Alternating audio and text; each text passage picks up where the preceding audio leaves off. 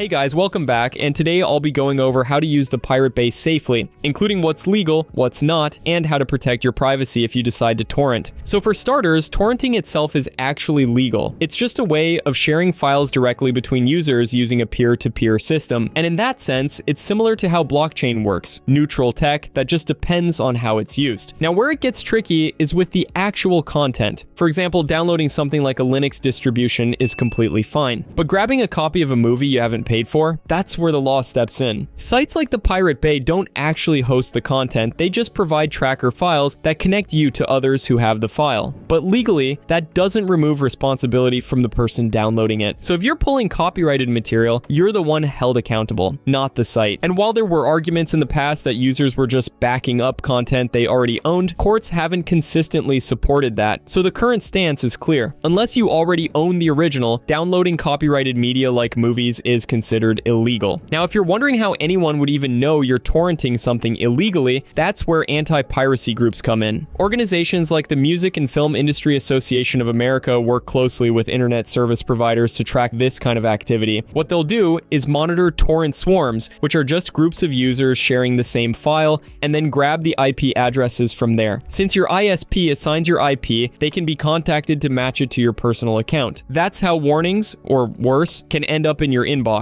So if you are going to torrent, especially through sites like the Pirate Bay, the best way to protect your privacy is by using a VPN. A VPN, or virtual private network, encrypts all your traffic and hides your IP address. That way, your ISP can't see what you're downloading, and anti-piracy trackers won't be able to trace activity back to you. And for anyone new to VPNs, the good news is they're really easy to use. You just install the app, sign in, pick a server location, and that's it. Your connection is now private. Now, if you're wondering which VPN to use, I'll go over a few that are especially good for torrenting, each one with its own strengths depending on what you're after. So first is ExpressVPN. This is probably the most secure option overall. It's known for using RAM-only servers, which means nothing is ever stored long-term. You've also got a kill switch to block traffic if your VPN connection drops, plus a built-in tracker blocker and post-quantum encryption. It's a really polished experience, and you can connect up to 14 devices at once, or even more if you install it on your router. Next is NordVPN, which is a great choice if speed is your top priority. It runs on the NordLynx protocol, which gives you really fast downloads, especially useful for larger torrent files. You also get a bunch of extra features like secure cloud storage, a password manager, and even a tool that scans the dark web for leaked info linked to your email. And you can connect up to 10 devices at the same time, which is more than enough for most setups. And then finally, there's Surfshark, which is easily the best value. You still get strong encryption and good speeds, but the standout here is that you can use it on unlimited devices with just one subscription. So it's great if you want to share your account with family or if you have a lot of devices. And just a heads up, there are links to all three in the description below, along with any current discounts. So feel free to check those out if you're interested. Now, when it comes to getting caught torrenting illegally, the good news is that things aren't nearly as severe as they were back in the early 2000s. That was during the Napster and Kazaa days when companies were filing lawsuits for thousands or even millions of dollars in damages. Today, the approach has shifted. Instead of lawsuits, most ISPs will just issue a warning. Usually it's a notice asking you to stop whatever activity triggered the alert. In some cases, they may throttle your connection or temporarily suspend your service if it keeps happening. These warnings aren't legal cases, but they can definitely be inconvenient, especially if you rely on a stable connection for work or school. And that's another reason using a VPN makes a big difference here. It stops the issue before it ever reaches your ISP. Now, with all that said, the best approach, if you can swing it, is to support the people who make the content you enjoy. And streaming services like Netflix, Hulu, Spotify, or Amazon are more convenient than ever, with huge libraries and good quality for the price. So if there's an ethical or legal way to get what you're after, that's always going to be the safer and more sustainable choice in the long run. Now, beyond just torrenting, VPNs come with a few extra perks that can make a big difference in your day-to-day browsing. One of the big ones is streaming. Since a VPN lets you change your virtual location, you can unlock different content libraries depending on which country you connect through. So if you're in the US but want to watch a show that's only available on Netflix UK, you just connect to a UK server. And that works the other way too. Some shows available in the US don't show up abroad. So even if torrenting isn't something you do all the time, a VPN still gives you more control over your internet experience, whether it's for privacy, security, or just getting access to the content you're actually paying for. So hopefully you found this video helpful. If so, please leave a thumbs up, as I always appreciate that. And if you have any questions, feel free to drop those in the comments below. I love getting to answer as many of those as I can. Otherwise, thanks so much much for watching, and I'll look forward to seeing you in the next video.